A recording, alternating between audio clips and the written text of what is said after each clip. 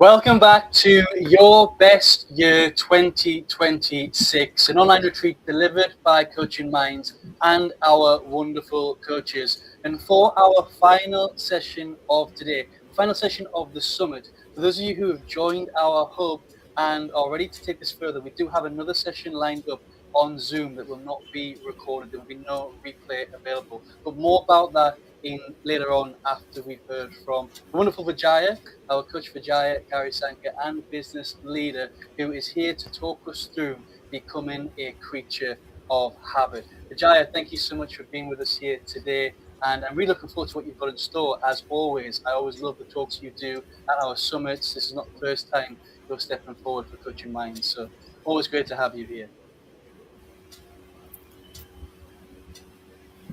Thank you so much, Paul. I'm very excited to be, talking about habits, and it's the place where action happens. And I'm super excited to invite all of you to a wonderful discussion and interaction where all of us will learn from each other. No, excellent. Thank you for that, Vijaya. And habits is a really interesting area, I think, of growth and development. It's probably the hardest part. I mentioned that in the last session. We had the wonderful visualization exercise from Cindy. We started to look at investing in our future self. And a few questions from that we can ask is, how can I be a better leader? How can we be a better organization? How can I be a better parent, a better partner? We're looking at the how and who we become. But in order to reach our goals and who we need to become, we need to have habits in place. And Ed mentioned this, I think, yesterday in his systems in place that allow us to keep that consistency, to make our goals and our future self a reality. So looking forward to seeing how all this is tied in nicely to a nice conclusion on habits, Vijaya. Looking forward to it. Yeah, and especially how can we become a better coach? All of us are in the learning journey. How did I miss that one off? How do we be a better coach? Thank you for putting that in. Wonderful. So on that note, Vijay, I'm going to hand it over to you. We've got a couple of people tuned in. Adele saying hello. Adele, it's wonderful to see you here again. And yeah, over to you, Vijay. Yeah, wonderful. So we'll just, move on to the next slide, where we are going to be talking about becoming a creature of habit, and we are going to be building about, on the Atomic Habits by James Clear. There are a lot of models out there to translate your goals into actionable insights and habits. And today we are going to be talking about some of the models and some of the areas that he talks about, because I feel that this is one of the easiest areas to practice. It may look a little theoretical, but it's easy to break it down into smaller things, and it just flows seamlessly into your life. And this book is something that we've spoken in the past in the book club, and I think many of us who've been a part of at least Coaching Minds have been practicing James Clear's techniques, and it has been successful to a certain extent. So we'll be talking about that today. Next slide, please. No, brilliant. I just want to invite, if anybody has read the book, please let us know. Let us know if you read it, or if this is the first time you're hearing about Atomic Habits by James Clear. He is definitely a leader in that area.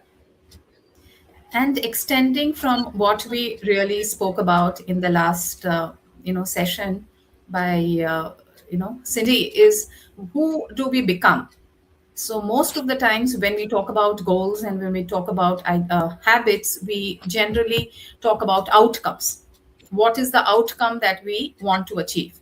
I want to lose X kilos of weight. I want to maybe at least complete some learning course. I want to do this. So we always talk about the outcome. And goal setting in itself is driven by the outcome. In the world of ROI and outcome, what's the return on investment, productivity, everything. And in the world of metrics, generally, outcome is what defines success. And that's how we also saw reflection of that and, discussions about it in the first session that we had on success yesterday. That, is outcome all about just the ultimate result? And is it just about the, final, at least KPI or metric?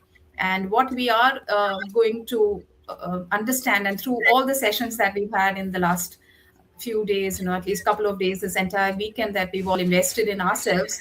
Is, outcome is one aspect of it. I think that's the result, and it happens, as an outcome. But the process that uh, takes us to that outcome is what James Clear, focuses about. And we started yesterday with the why. We started by visualizing, in James' session, and then we talked about values, aligning who we want to become, or that identity with our values. And then we had multiple sessions today that we were able to take it forward, in terms of understanding goals, understanding the identity, investing in our at least future self. So what I'm welcoming all of you, or inviting all of you to think about, is identity based habits. So we are going to be tweaking the verbiage, because what we speak about, or the verbiage that we use, really matters. Our thoughts, the way we action our thoughts, and the way it propels us, is all about what we think internally. There is an inner voice, there is an inner critic that we have. So we are going to be talking about the identity based habits, which goes internal, inward to outward. And in all the sessions we understood that this entire growth journey is an internal driven process, or it is most effective when we drive it internally, rather than when it is externally driven. And thoughts about that, Paul? Do you agree? Do you think it's relevant, or is there some tweaks that we need to make to all of it? Because all of our lives are different, and every model that we understand or read has to be tweaked to our realistic conditions. Yeah. And I think it's contextual. I think anything we're doing in terms of personal growth, growing, looking out, it's a mix of external, internal, depends where we are. We talked about realism today as well, in Carly's session about, and in Cindy's session as well, about having that realistic view. And sometimes we can fall into the habit of picking up habits that might not be suitable for us because we're not at a stage to be able to adopt that habit. We might be picking up a book and trying to take concepts that won't work for us in that concept. They might sound great and look great, but realistically, are they going to help with our internal systems and where we are right now? So I really believe it's contextual. There's times to look outwards and there's times to look within. And it's finding that balance between the both. And you bring up such a wonderful point, Paul, because yesterday also we spoke about balance when we were talking about values. And sometimes I agree, few things need to be goal driven, KPI driven, and that's where we find momentum, and that's where we find acceleration, and that's where we are able to move to the level that we are in, and we can, jump to the next level, right? That slope happens, and we are able to upscale ourselves or up level ourselves to the next level, and then it changes. So definitely, that is a key aspect. And if everything comes together, from your environment to your habits to your routines, and if everything is, generally or genuinely falling in place, say 80-90% of the times, even if things are delayed, you're able to achieve there. Without that metric, maybe we will all be lost, right? We will all start delaying things. And I really like the smarter goals that you explained yesterday, which talks about being definitely you know uh, uh, the enthusiasm or the joy that is required to achieve that, and the rewards for it as well. So definitely all of this depends. And we also spoke about days when we may be struggling internally, right? Maybe that day just showing up, getting up, and showing up itself is a challenge. So and that day maybe the internalization of everything that you've done on days when you were great, right? When everything was falling in place, I think that helps to propel and helps us um, navigate through those days when it's a little more challenging, right? So definitely internalizing and externalizing. The reason I think we talk internal is most of it is in our control, or you are able to shape it, rather than thinking that something external happened and then going into that victim loop, that something external happened, hence I could not achieve it. So I think that's also one of the reasons why we talk about identity and how we can internalize it. If that is your identity, most of the times that inner self talk will help you live by that identity. And that is why sometimes introducing yourself also, though we would have done so many things, becomes a challenge, because I think it talks about identity. Yeah. What do you think about that, Paul? No, it does. It becomes difficult in terms of identity. And I wanted to go back to an interesting point you mentioned earlier on, which I think is suitable to habits as well. You've mentioned ROI a lot, return on investment. And I really like the concept. I cannot remember off the top of my head who developed this concept that sits along where we cannot quantify something to a return on investment. So they look at what's known as ROE, which is a return on expectations. And I think when you were talking about, the different levels, the different areas that we're in our life in terms of success, what we're working to, some days if if we've got depression, if we're really struggling, if we're in a dark place, some days those get, like Donna mentioned yesterday, and a couple of people in the conversation mentioned, just getting out of bed, just having a shower. That is that's success, and it's looking at not the ROI there, but the return expectations. What expectations are we setting for ourselves, and how do we meet those expectations rather than the actual return on investment? So I think it's good to have a perspective and a view on both angles as we go through looking at identity-based habits. Yeah, absolutely. And, that's so wonderful. And that's where I think this entire retreat, all these conversations, different aspects that not only we read, we experience, sharing all of that. And then, the audiences who are watching it later through their comments, when they share, there is so much that we can do in terms of collective learning.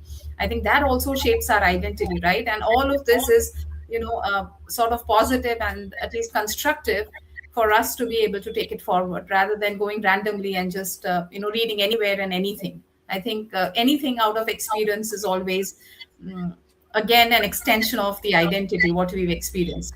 So just moving on, because now that we've established that we want to do the identity based habits, and there is some portion that we want to think in terms of identity, not just an outcome.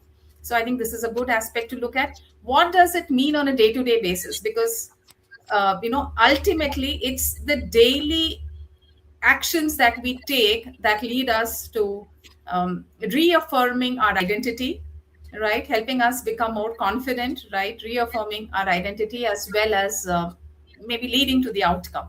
So there is this lovely model that talks about how is habit internalized, or what do we do out of, say, um, not just intentionally, but at least subconsciously. What do we do, right? So whenever we have a cue, like what initiates that behavior, we then generally have a craving. So for example, like talking about myself, some I have a sweet tooth.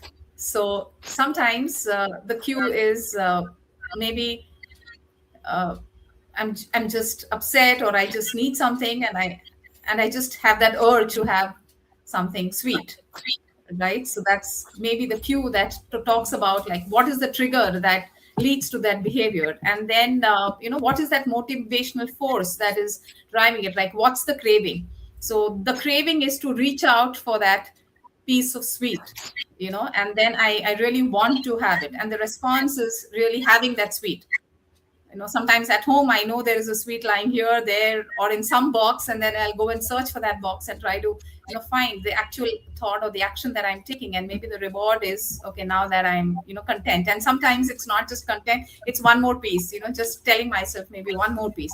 So I think this entire habit loop that James Clear talks about, from the cue, craving, response and reward, is something that propels us, and it is something that we've internalized as a human. In our behavior patterns, all of us have internalized it over time. Do you have any examples that you'd like to share, Paul? Yeah, and I just want to elaborate what you're saying there, Vijay, because these habit loops are happening all the time, consciously and subconsciously. And I think as an example, adverts, good adverts have got this nailed. They give you the cue to make you want the craving. So, when you see a McDonald's picture on the TV and they've got a bit, it's giving you a cue that, a nice burger would be great. And it's trying to make the craving through the advert. So then at some point you're going to think that weekend, let's nip to McDonald's, let's go and get a burger or something like that. But adverts are designed to do that for us, to look at that cue, make that craving, and then respond. The one that I talk about, I'm not a smoker, but another one's a smoker. Another way, if you're a smoker in the audience, or these days everybody's vaping, if you're a vapor, you get that cue, you see a vape, or you encounter a stressful situation, and then you get a craving for a bit of a vape or for a cigarette. So you take that craving, you respond, you take your puffs, and then you're rewarded with that that release, that dopamine or whatever it is that smoking gives you at that point. And I think social media is the same habit now. When we get a message through a phone, when we're getting notifications through a phone, again, the habit loop is in play again. So the important point I want to mention there, Vijay, is this is happening consciously and subconsciously. We might just not be aware of where these habit loops actually exist. Yeah, and it's amazing to think how phone has become an integral part of every life. In the last, I would say, 8 9 years, maybe a decade, uh, we did. Many of us have lived without a phone for maybe the initial few years of our life, and today it's become such an integral part of our life. I mean, if I think that I should be away from the phone an entire day, unless the network is not there, it's a very very difficult thing to let go, even if you want to do a at least digital detox. And the way you say, it's just become an integral part of our life and nobody even realized it, and now it's controlling us in such a way that even when we want to eat or when we're doing something, we just think, okay, let me catch up. Really nothing earth shattering is going to happen if you don't look at the phone, or if you don't catch up in the 15 minutes that you're eating. If you just let your body understand what you're eating and enjoy that meal, that meal that we all work towards and work for, I think, nothing earth shattering is really going to happen, unless I understand if there's an emergency or if you're on call or something like that, right? But on normal days, nothing is really going to happen if you don't look at the phone that 15 minutes. And if it's an So, emergency, they can call you. Now, a call is very different from a message. So, and I just, before we move on, which I just want to invite the audience as well. Where have you seen habit loops in play, either consciously or subconsciously? Let us know what habit loops shape your life right now. and and that is very very important. We'd like to hear from you because I feel all of us, this is an integral part of all of our lives, right? Like Paul mentioned, intentionally or unintentionally, just consciously, subconsciously, all of us are doing it, and it happens just as a rhythm. Like breathing, habits have become a part of our life. This entire habit loop has become a part of our life, and that's how it goes. And in this conversation, right, it's sometimes easy to let go of the comments and to but we'd love to hear from you, all of you who are tuned in. Please share, and we would love to understand what is your thoughts on this topic as we move on. And this is behavior change. I think one of the toughest things to do, easier said than done, is sometimes I have tried so many times and failed, correct? And I'm sure many of us have been through the same thing. uh, and the beauty of all of this, or this entire session, over the last 2 days, it's all awareness. I think it's awareness, and now we are talking about implementing that awareness, right? We are aware, we've understood that intentional focus matters and intentionality plays an important part, and now we are talking about implementation. So I think this is a nice way to really understand how we can bring things to action. And very very interesting thing he says, and if you want to create a good habit, and some of these, if you read, it looks so natural, right? It's obvious, it's just common sense. It's nothing different that he's really talking about, right? It's just common sense that we all know. Yes, if you want to create a good habit, it has to become obvious, it has to become a part of you, right? And make it attractive. Something, there's a reason it's not a part of your daily routine today. There's a reason that's not a habit today. There is something that's blocking it from becoming your daily routine. So what is it, right? Can we make it attractive? Can we make it easy? Can we make it magnetic, that we're just pulled towards it, right? And of course, once we do that habit, can we make it, yes, at least contentment and that satisfaction within that, yes, today for once or this time, I've been able to do it. And then it has to become a rhythm, like breathing.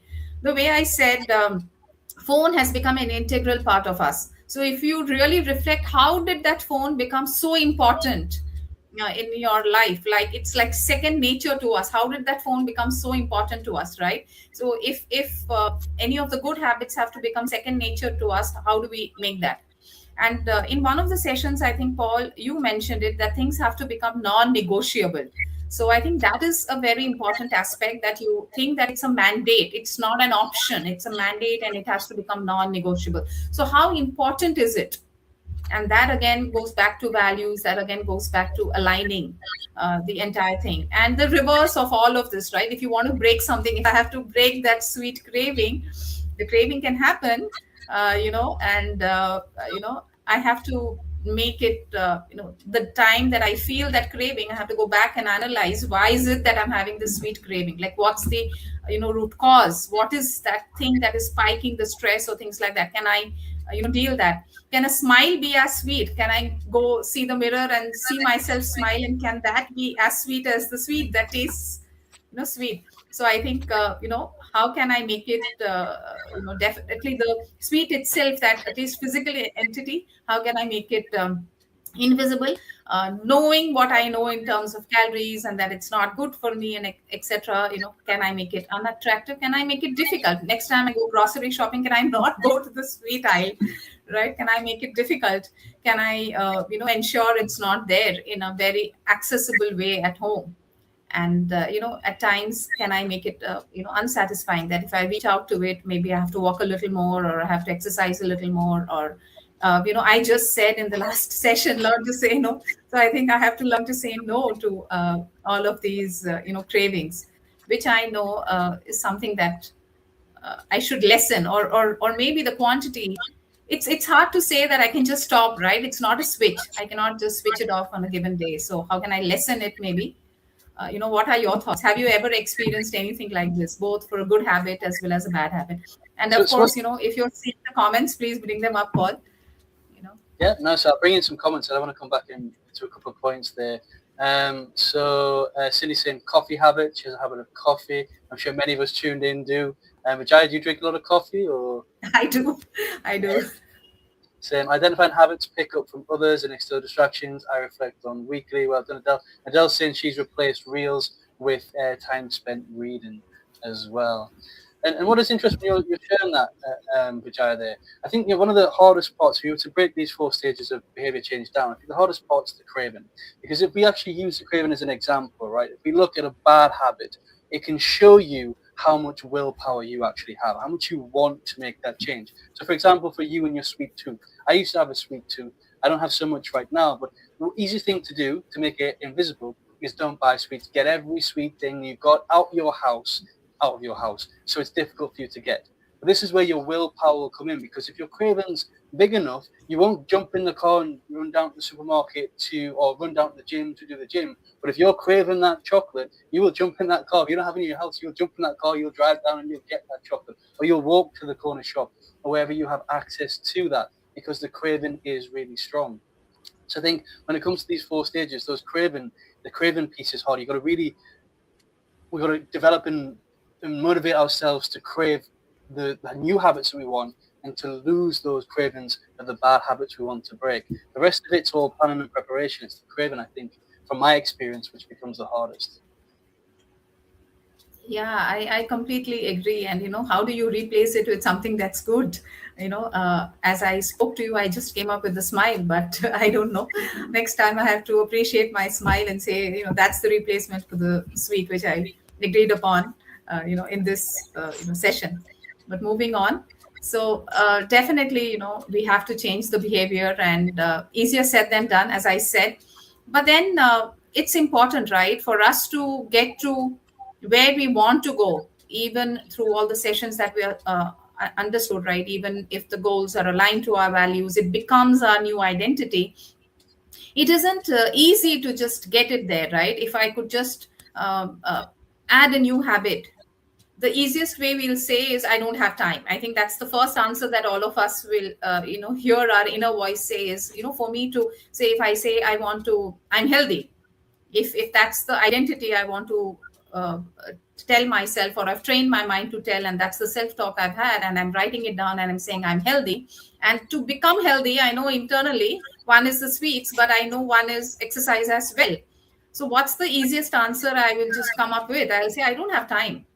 right? Or if I know that meditation is good for me because I tend to get stressed easily, or I tend to get worked up easily, and I tend to react to situations, and that's where meditation or reading a book is going to calm me down, or deep breathing or breathing.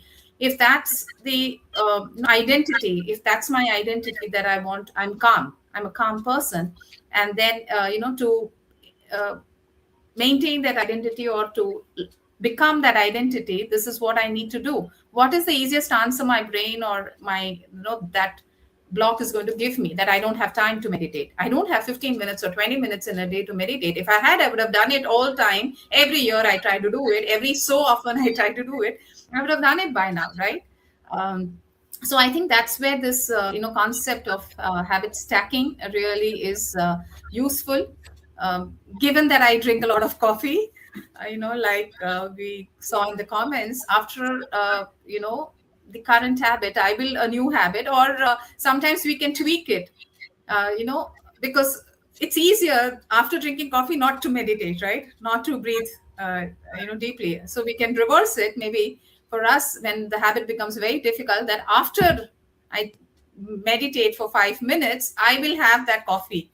So maybe that's a better motivator for me. I know that I want that coffee badly. I'm craving for that coffee. So, I will habit stack such that I do the new habit prior to that. And, I will do it. This is, as I'm talking, I'm just tweaking it to ensure that I hold myself accountable. Only then I will drink that coffee. Have you ever, thought about that? Maybe, Paul? Yeah, no. So open to the audience as well. Now it's interesting because there's different ways. It depends on the time of day that you're doing this habits as well. I think we need to take that into when we've actually, he says, where do we actually find time? And one thing for me now, I'm a bit of a secret gamer. I don't share this a lot. I like to game. I don't do it a lot. But what I did is I couldn't get up in the morning to go for a jog and do my exercise. Just I'm not a morning person. I do get up early to work, but I'm normally a bit groggy when I force myself to get up. And force myself, I'm thinking about going for a jog an hour earlier than what I normally get up, doesn't really work. So what I did was I started with something that I actually enjoy that gets me out of bed. So the first thing I do in the morning is I make a coffee in the first half an hour, and it's really early. I do a little bit of gaming, I have my coffee, and once I've finished that, I've disciplined myself to stop, and then I go for my jog or to do my exercise or to do my workout at that point. But later on in the day, I'm like you. So if it's meditation or reading, generally you can put some habits together. So if you're trying to get in the habit of reading, then take your book to the coffee shop. Read your book whilst you're having a coffee, have the reward and the satisfaction at the same time if you're really struggling to read. I talked about earlier on going out in nature, listen to audibles. You can stack the two and do something you really enjoy with something you dislike together. It doesn't have to be one after the other, but there is times, if I have to work out on an evening because I've got to travel somewhere, so I'm busy during the morning, I've got to go somewhere, I will give myself the reward after I've done the workout and flip it around. So I think it depends on the day and what we can put in. No, such a wonderful example. I totally agree, Paul, because I'm also not a morning person. So definitely, I think there having that coffee is going to wake me up, and that is going to be my, reward to be able to create the new habit. And while, as mentioned, while we are theoretically talking this, I understand how difficult it is for us to inculcate these new habits in us, right? It is, my identity, it's easier to tell myself, yes, I'm going to be healthy, right? But that identity change leading to actionable change on a daily basis as a rhythm till it becomes a habit, or till it becomes an integral part of us, I think that is the real journey. And the point is, how sustainable is that journey once you go into that journey, right? If you've had a break, if I've been ill for say 5 days, 6 days, or 10 days, I've not been able to do that, how do I get back on track? I think that bounce back is also very important. And this brings up the other aspect of willpower that you said. Sometimes willpower is not just getting started. Willpower is also how do you sustain it, and, how do you first integrate it into your life till it becomes a part of you.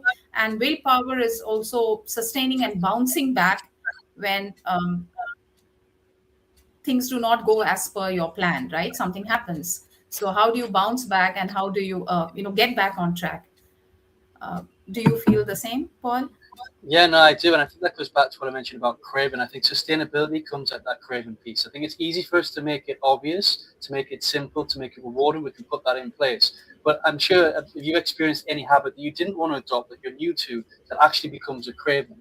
I get a craving for workouts. Like if my body hasn't done a workout that day, I feel like I need it. I never used to have that feeling back in the day. So there's a point, I think, because we talk about how many days do you need before habit becomes natural for us. Sometimes it's 15 days, sometimes it's 21. People are saying it's 30. But for me, I feel it's at the point when it becomes a craving. When you've made that switch from it being something you're forcing yourself to do to something that your body feels like or your mind feels like you need to do, it becomes a conscious habit. And that's when the sustainability peaks in. I think sometimes we have a risk of, as we're working towards that, we get so close to that point of craving and give up that it feels like we're starting from scratch again. So that's when we get I think it was in Carly's session where we started talking about that restarting and restarting and restarting again. Yeah, I'm No, making and sense there. yeah, and I completely agree. Please bring in any comments that are coming in. We both can tend to become conversational. Yeah, we can talk for hours, no? But yeah. So yeah, so Cindy's saying breaking the sweet habit. I try by not having it available in the house, so the effort to get the sweets isn't worth it. And I love that, Cindy. Going back to what Vijay was saying. Sabina saying she scrolls reels. Jane saying she's guilty of the I don't have time trap. I think we all are. Yeah, We definitely. all are. Reward system, reflection point, does your habit give false rewards? Good reflective question, Adele. We'll come back to that later. I'm going to start that to come back in terms of the fake rewards. Thank you for that question, Adele. Yeah, and I like it. I think with awareness and inner work, and when we work on ourselves regularly, Paul, I completely hear you, and I have felt that too. Like when maybe when I don't meditate, or when I don't give time for myself for a longer time, and it gets to the breaking point that it's totally on my nerves, and I know that this time I have to do it, otherwise it's not good, it's really not good for me, or I don't like the person I've become because I'm not doing that healing, or that inner work, or that self healing, or giving time to that meditation, because it's just accumulating, right? Something within me is accumulating over days, and that I know that meditation is going to reverse it, or it's going to ease it. I think when I don't like the identity I've become because of this, not doing the habit, or not doing what I want to do, I think that is also a craving. And then I tend to get back on track. I tend to say, no, I need to give that time for meditation and get back on track. I remember earlier, once you said, are you at least meditating now? And so I think that's the answer. As we grow old and as we learn a lot more, this is what happens, the way you are telling. Indeed. Yeah. So quickly moving on, at least Keystone habits, just to the previous slide. Right. Yeah. Yes, no worries. Just the previous slide for the ketone habits. This is exactly what we spoke. He's just labeled it as the keystone habit. These are those small habits, or those habits that are going to create ripple effect across your life. Yeah, and they're going to be, cascading. It will be that domino effect across your life. So identify that one or two keystone habits. I think exercise, or reading, meditating, that time for self, where you're just giving that time for yourself, is important. I would love to know the keystone habits for all of you, who are like in the session with us, who are please share your at least keystone habits. Paul, yours? So I think one of the keystone habits for me is reading. Reading to grow, develop. Reading, working out, and meditating. I think are my key three ones. Yeah, I think writing poetry is mine. One of mine. Definitely meditation is what I want to get to. Exercise and walking and meditation, but writing is one of my I think keystone habits for the past 12 years. It's just anchored me, and it's changed me to be a better person. And that's the beauty of it. This keystone habit, once we understand it, once we adopt it, it helps us improve, and it helps ease this entire journey of self discovery and learning, to be a better person. Quickly moving on to the next slide. Yeah. So I think the most important aspect is the design phase, right? I mean, the design as well as the action phase, right? How do we plan? How do we design these things into our daily lives? And how do we make it in an actionable format? Action that is easy to absorb into our presumably busy lives, right? We're all busy. We're all, doing our best. So, of course, identifying that keystone habit, it starts with awareness. It's start small is what I'd say. One keystone habit that really helps you, and simple routine. How can you just integrate into your life, and it becomes your identity. That becomes your affirmation. You're reaffirming it, again and again. So that's what really helps us, and definitely. Many people try to keep it private. They hold themselves accountable, or they just share it with very few people. They feel that when it's shared with very few people, they are able to find success with it. And some like to declare it, some like to share it broadly, maybe to an accountable group, or even to everyone they know, so that they can set that expectation, right? Sometimes what happens is everybody requires your time. So then if you share it with family, your friends, or your close people who are going to reach out to you, if you say this 15 minutes is for me for my walk or my reading or my meditation, then everybody knows generally that 15 minutes you're not available. So things seem to work around that. Really, if we want to, we will be able to find most days when we are able to work around things. And maybe that declaration helps some people, right? I want to go for my walk. So everyone in the family knows that I want to go for my walk. Like in this session, everyone in the family or in around me, everybody important to me knows that this 1 hour, I'm going to be, in this session. So then the world sort of revolves around it. Everybody has, helped me or supported me in achieving this. So I think that declaration helps in the support. They become your support system, right? And then of course, tracking it as much as you can on a daily basis, till it becomes an integral part of you. Like Paul mentioned, sometimes it's 15 days, sometimes it's 30, and sometimes how do you reward yourself? Just going back and looking at it visually on a board and saying yes, I met the goal, is also some, there is a level of contentment and satisfaction. Yesterday someone asked what is the alternate word for success. So I think that alternate word for success could be visually seeing that yes, those small steps matter, right? You are taking those small steps and they do matter to you, right? So habit blueprinting is very, very important, because this first, the entire design phase asks you for clarity. It pushes you towards clarity, right? And the entire action phase pushes you towards consistency and implementation. Paul, any thoughts on this? Brilliant. Now, you shared lots of information there. I'm just thinking back because I know I'm trying to remember the actual diagram. There's a diagram at the front of that book that shows these small incremental steps that you're sharing. That if we just started off by improving 0.01% a day over the space of 365 days, how much growth we would actually show. So I really love that you've blended that in terms of success being around these incremental 0. I think it is 0.01 or maybe 0.1% every single day. Brilliant. We've Yeah. got a couple of comments coming in as well. So Cindy saying, recognize that a habit can graduate into an addiction, nicotine, sugar, phone. That's important. We need to catch that early on, because when it does become that state of addiction, it becomes very, very difficult to break. We're at the point where we actually might need professional help to support with the breaking of addiction. Nadal's saying her 3 habits are meditation, reflecting, and learning from various media. Yeah, I think that is where this, reflection, I think it doesn't say, but, an outcome of the habit tracker is also reflection.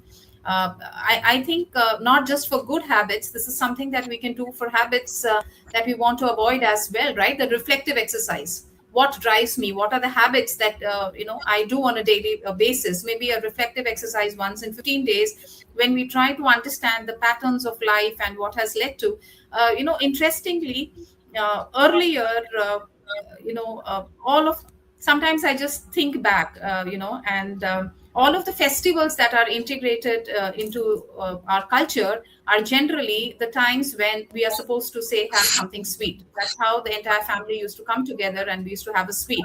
Now sweet has become so accessible, right, and sometimes so affordable as well.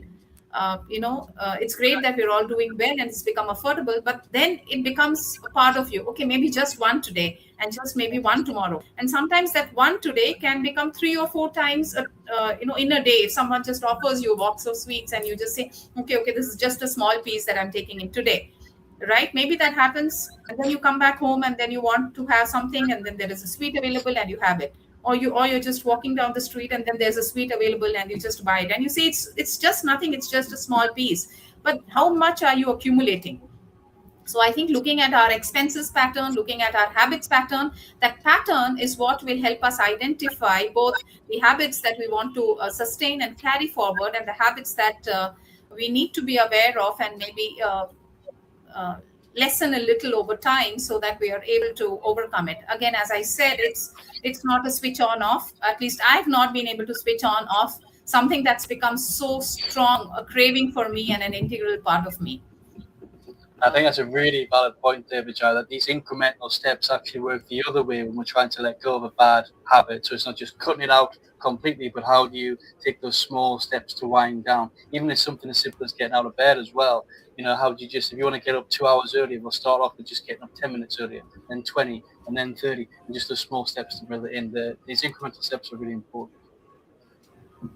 Yeah. So now that we've done all of this, we'll quickly go into the workbook, which just talks about these 4 or 5 aspects, such that all of us can share. And we will just quickly talk about one thing that we want to do and what we want to take. I understand that it's difficult. All of us are on spot, but Paul and I will also try to share.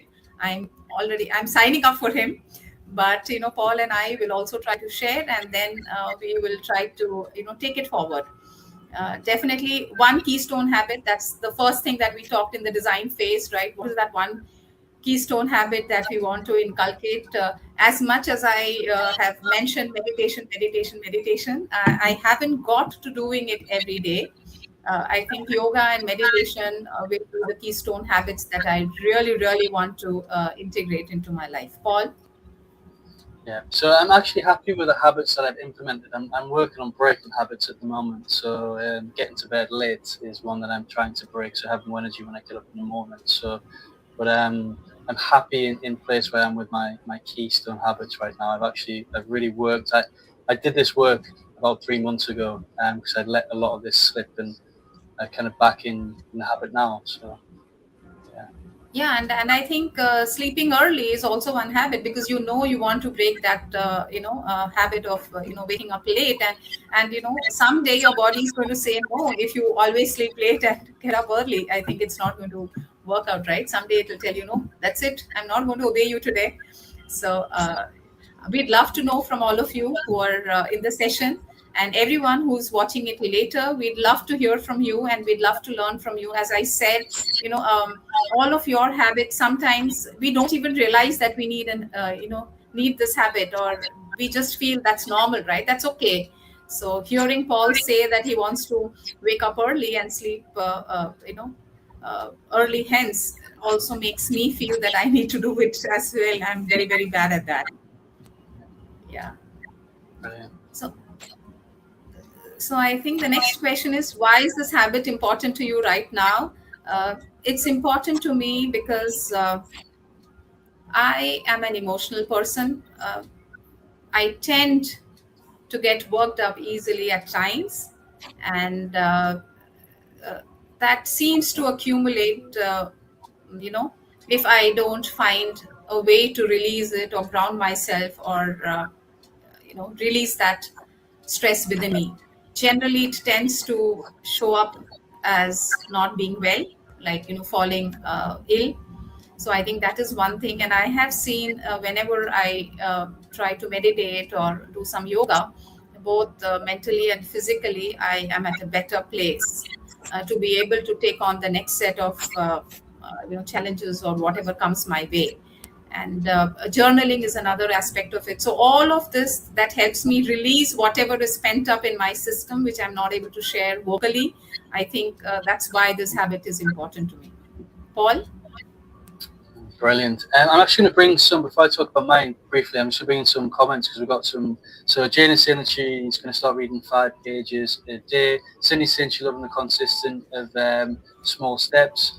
Ed is saying that he's a 5:30 to 6 a.m. riser, so he has a habit of to be in bed with no TV or electronics by by the latest 10:30 p.m. That's great, Ed. Fantastic. So yeah, lots of good stuff coming in. I don't know if there's anything you want to share back the audience, Vijaya, on that. No, wonderful and so nice to see. And I'd love to hear, Ed, what is your at least keystone habit that you are working towards, and definitely why is that important to you? In fact, for all of you, right? Why is it important to you? And thank you for sharing. This, as I said, it helps us also reflect when we are hearing this from our very own, at least, community, and coaches who are doing things right and they've accomplished it. It makes me feel that it's possible. It is. And I'm going to have to revisit all this, my habits just go to pot when I move back to Colombia. So I have to readjust. I have to use this exercise that you're sharing today twice every year when I'm going from the UK to Colombia. So there's times when we need to reset, refocus. It goes back to what we said at the very beginning, that no matter when you find this is a useful exercise. It's not something you do once. It's something you keep in your back pocket for when you need it, or when we need it. So, Paul, why is this habit important to you? Waking up early. Not waking up early, sorry, going to bed early. Yeah, going to bed early to wake up early. Yeah, no. So I still wake up early. I'm just feeling drained. It affects my energy, and eventually, if I continue this level, it's going to affect my health. I've seen this before, so I need to start to wind down earlier, get to bed earlier, just to improve my health and my sleep. Perfectly. So step 2, I think, identify the simple routine, like what's the habit stacking formula that will help us get there. So for me, I think the habit stacking that I should do is maybe before my coffee, in the evening when I come back from work, I tend to reach for my coffee. As soon as I'm back home, I need that coffee, right? Before that, I have to slow down and maybe just meditate for 5 minutes, time box it, meditate for 5 minutes. I don't think I'll be able to meditate longer than that to hold off the coffee, but definitely I can start, with 5 minutes, and then maybe during my travel time when I'm in a place where I don't need to do that during my travel, maybe I can meditate. So not do yoga, but maybe meditate, and then after my coffee, maybe hopefully do the yoga. I don't know how it's going to work out. I have to try it out. Yeah, no, Paul? see what works for you now. So I'm just going to come back to comments. So lots of people are sharing things again, just to bring the audience in. Reflection, understanding other points of views, respectively, even if I don't agree. Brilliant, Donna. Thank you for sharing that. Ed's habit that he has is I try to read 30 minutes each day. And the habit that he wants to break is he's trying to break is not going to the gym. So working on that in 2026, spending more time leaning into going to the gym. Wonderful stuff, Ed. And Adele's also saying to reestablish balance and create further growth. Sabina's saying yoga and reading. And there's lots more stuff coming through. So thank you. Keep the comments coming in, guys. We will read these and come up a little bit later on. But in terms of my formula, I think because I'm trying to break that habit of going to bed late, I think it's after I've turned my laptop off for dinner, not to go back and put my laptop back on, because that's what keeps me awake late. But when I'm having dinner, it's like, I forgot to do this, I forgot to do that. I have to do it today. Where I actually tell myself, what's going to be the biggest difference between if I do it now and I do it tomorrow morning? And so I think that's the habit that I need to, it's not really a habit stack, but when I need to think how I do that, the mindset. Yeah, I think that's lovely, right? After your laptop is closed and dinner, and hopefully you have a dinner time that is more or less, during the same time each day. After that, you have to say, like we said, nothing maybe earth shattering will happen. If you haven't done it by that time, maybe really nothing earth shattering is going to happen if you don't do it till the next day.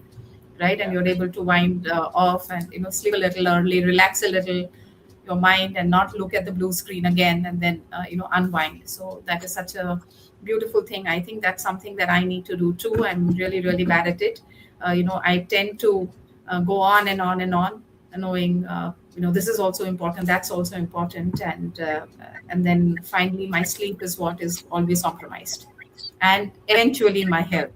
That's what we both are in fact saying. I think we are both Yeah. similar in that way.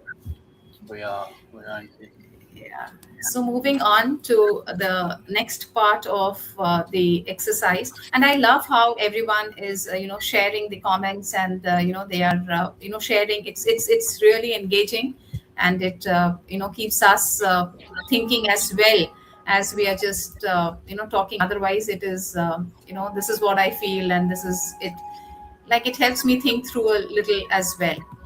And the third aspect of the design was definitely your identity change. And I think for me, it will help me become a calmer person. It will help me not take things, or not get worked up over things that people say, people expect of me. I tend to sometimes react harshly on myself. I think it'll help me become a calmer and a more compassionate person towards myself. So that's the identity that I want to build. I want to be a calm uh, and compassionate person towards myself. Yeah. Paul.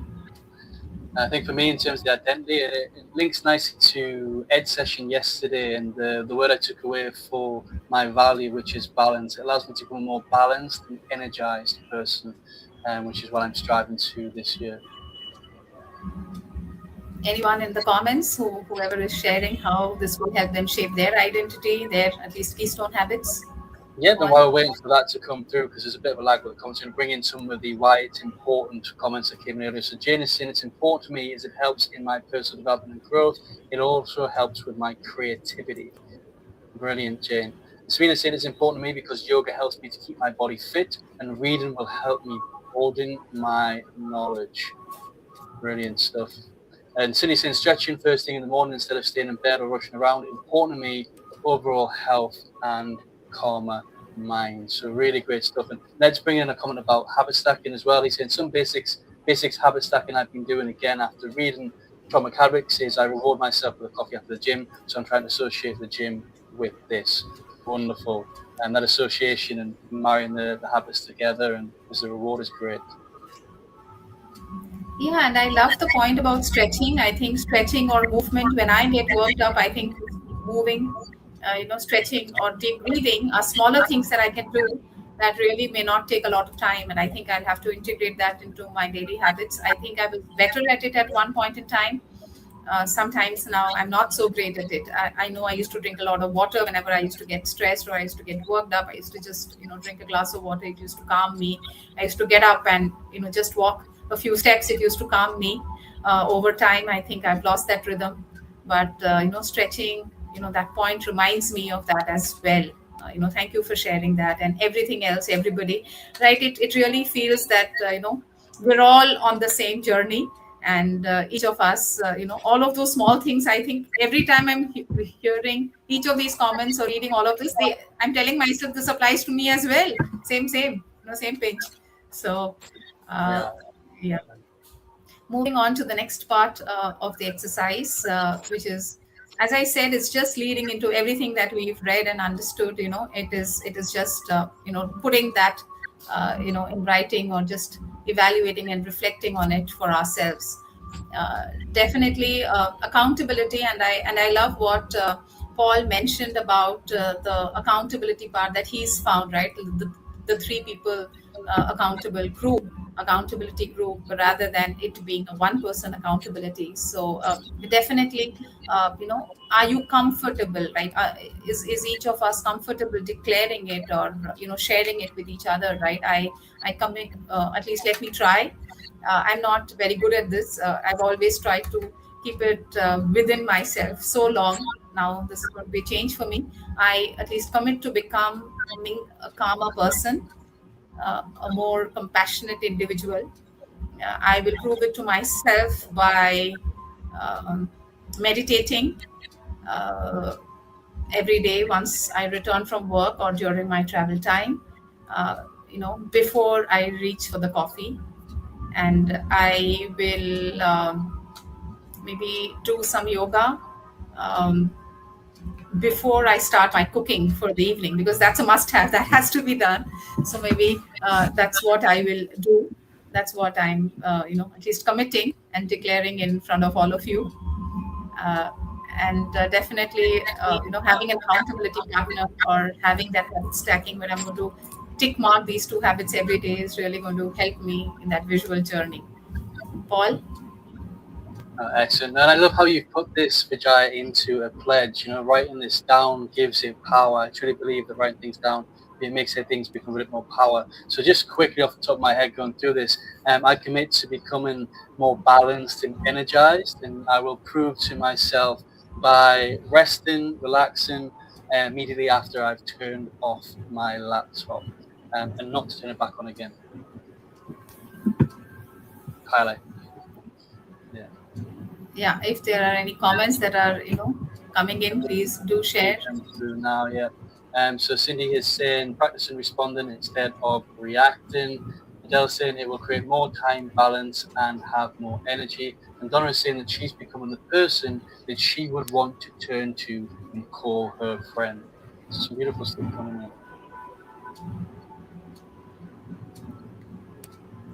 And And as I that's it for said, the comments. yeah, sorry. As I said, all of this is making me feel, yes, that's me too. That applies to me too. Paul, I'm not sure if you feel the same.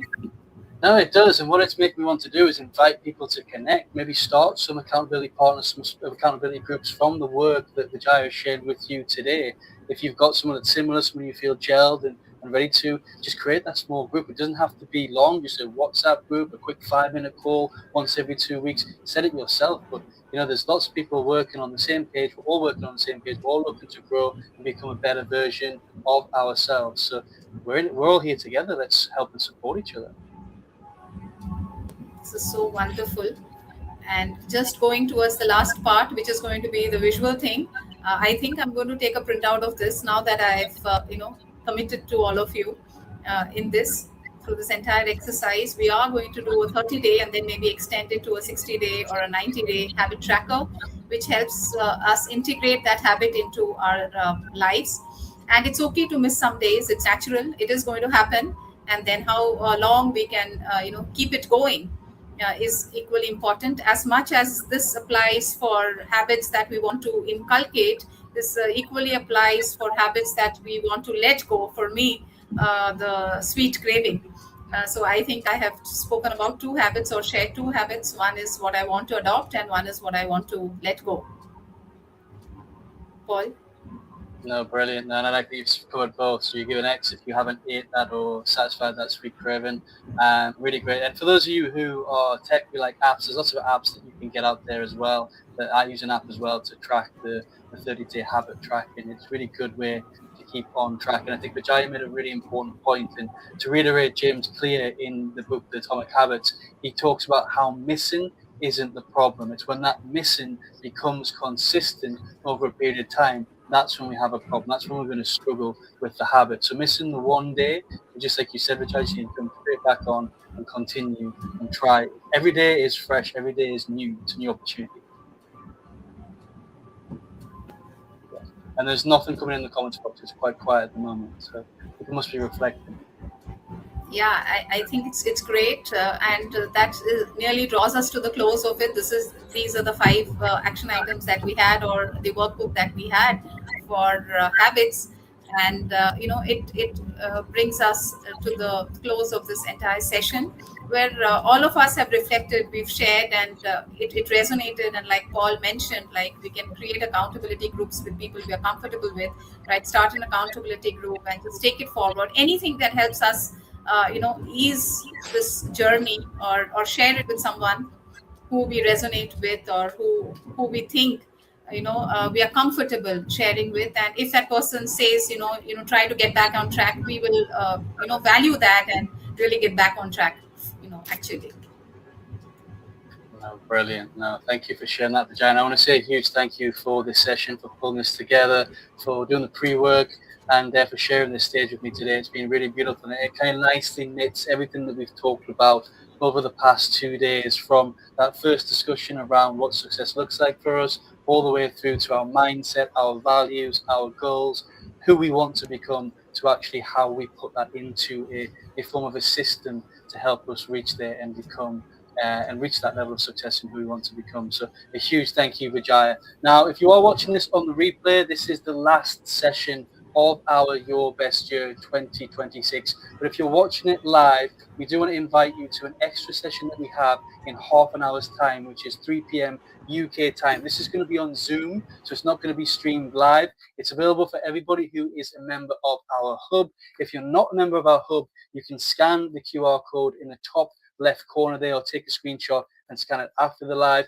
But what we're going to be doing is we're going to be going on Zoom. It's going to be led by Vijaya again, and we're going to be having a bit of a vision board party. So everything we've learned, all the notes that we've captured over the past 6 sessions, over the 2 days, we're going to start to plug it in an electronic vision board, and Vijaya is going to walk us through that and show some tools that we can use to do this. So a huge thank you, Vijaya, for your time. I look forward to seeing you, all of you who want to join us in this vision board party. And if you're watching on the replay, please do put your questions in the comments box. And a huge thank you to everybody who's been here live. There's so many comments going through. It's been a really fantastic and energetic session. So thank you to everybody who's tuned in and who's watching on the replay.